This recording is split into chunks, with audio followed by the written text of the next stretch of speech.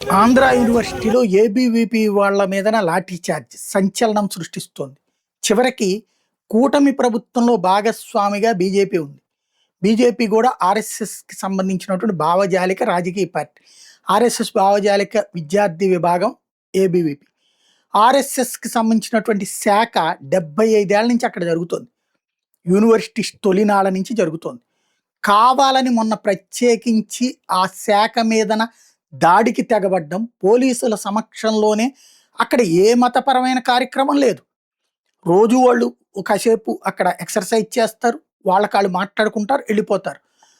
కావాలని వాళ్ళ మీద దాడికి దిగేటటువంటి ప్రయత్నం, దాన్ని ఏబీవీపీ ఖండించడం, ఏబీవీపీ మీదన ఎస్ఐఎఫ్ఐ ఏఎస్ఎఫ్ వాళ్ళకి సంబంధించినటువంటి యాజిటేషను, ఓ పక్కన అటాకింగ్ మోడు.